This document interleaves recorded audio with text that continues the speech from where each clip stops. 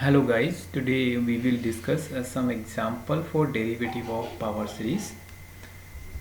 First example says that if series is not a power series, then its derivative may or may not be converges. For example, we have given this power series summation. We have given this series summation nx upon n square, which is not in the form of a power series, because in the form of power series should be in like this: an x to the power n, an x to the power n. But here in place of x to the power n we have sin nx. Now we know that this power series is absolutely convergent for all x values. We have already discussed it in the previous chapter, because we know that the mod of sin nx is always less than equal to 1, and this becomes 1 upon n square, and by p-test 1 upon n square, summation 1 upon n square is always convergent. Uh, that's why the summation sin nx upon n square is also convergent. Now if we differentiate this series term by term means differentiate each term of the given series, so we get a new series which is equal to summation cos nx upon n. And we know that this series is divergent for x is equal to 0, because if we put here x is equal to 0, we know that cos 0 is equal to 1, and 1 upon n is a divergent series. Again, differentiating this series, we get series summation n is equal to 1 to infinity minus sin nx. And when x will be the integral multiple of pi, in that case all the terms of series will be 0. But for other values of x it will be divergent, because in that case the nth term of the series, that is un is equal to minus sin nx, does not tends to 0 as n tends to infinity. So the given power series are sometime it's become convergent, sometime it is divergent, because it is not in the form of power series. For power series we have a theorem which says that if a given power series is convergent, then its derivatives are also convergent, and both are convergent to the same interval.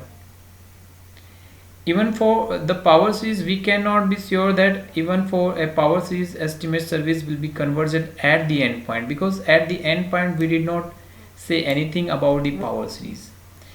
Between the interval between the endpoints we can assure that the series is convergent or divergent if the original series is convergent and divergent. Okay, so for example, the logarithmic series x minus x square by 2 plus x cube upon 3, this is converges for x is strictly greater than minus 1. This is not capital I, this is minus 1, and less than equal to 1, because if we put x is equal to 1 in this series we get 1 minus 1 by 2 plus 1 by 3, which is a alternative series, and it always converges to 0. And differentiating this series, this given series, we get a new series 1 minus x plus x square up to so on. If we put here x is equal to 1, we get this series is not convergent, because for even number of terms it gives value 0, and for odd number of terms it gives value 1. So its limit is not unique. So obtain logarithmic series by interchanging this geometric series, which denotes converges for x is equal to 1. So if series is not power series, then we cannot say about the convergency of its derivative. But if series is convergent, but if series is a power series, then we are sure that the given the derivative of series is also convergence in between the given interval. So series we have given here the series 1 plus x square x cube so on, and it's, we know this is geometrical series and its sum is equal to 1 upon 1 minus x. Now differentiating this series with respect to x, we get a new series which is equal to 1 plus 2x plus 3x square up to so on, and we can write this series equal to summation n x to the power n minus 1.